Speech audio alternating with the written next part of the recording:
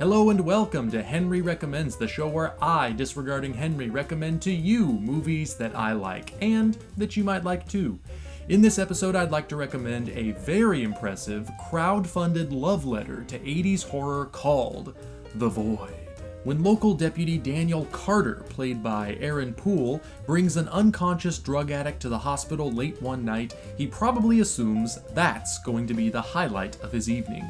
Little does he know, it's just the beginning. Daniel and the hospital's handful of residents suddenly find themselves under siege by a mysterious and murderous cult as members of the staff begin transforming into hideous creatures. Something strange is happening in this unassuming little town, and it may be the result of ancient, otherworldly forces trying to enter our universe. It's like H.P. Lovecraft at his pulpiest. Herbert West Reanimator, Dunwich Horror, Case of Charles Dexter Ward, that kind of stuff. It's got creepy cults, mad doctors in search of immortality, horrific monsters not of this world, everything you could want. Cinematically, it seems to owe a great debt to John Carpenter, not just in the use of anamorphic widescreen or the throbbing synthesizer on the soundtrack. It's also got that Carpenter-esque sense of confinement and nervous tension. You can spot elements of The Thing, Prince of Darkness, a little bit of Assault on Precinct 13, even in The Mouth of Madness.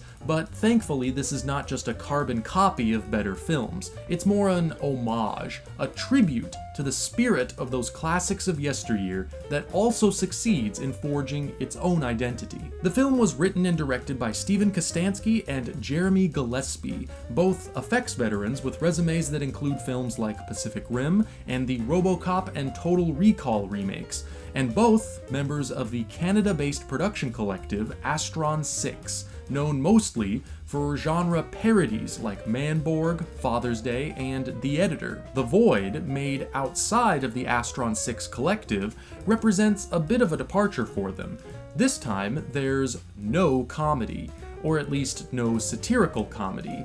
From its chilling opening to its elaborate, almost Fulci-esque climax, this is enthusiastically straight-faced horror. The highlight of this movie is, without a doubt, the monster effects, which are completely practical.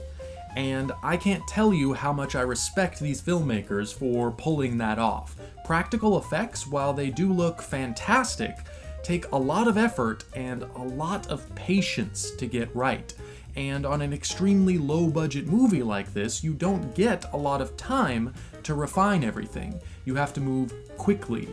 How they managed to make it look this good, I'll never know. This was actually the main reason the directors turned to crowdfunding. They managed to raise just over 80 grand through an Indiegogo campaign, which they apparently used just for effects preparation, months before the actual production, the same way masters like Rick Baker and Rob Bottin used to do it.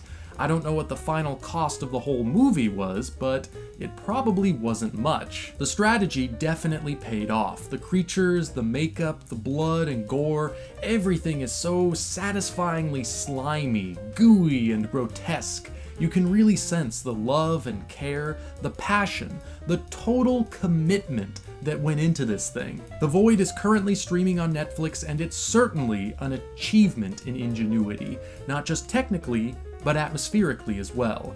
Using extremely limited resources, the film does a very admirable job of capturing that Lovecraftian feeling of oppressive, foreboding doom. On top of that, it's got solid acting, great cinematography, a fun story, and, again, brilliant creature work. That's why Henry recommends The Void. Sayonara.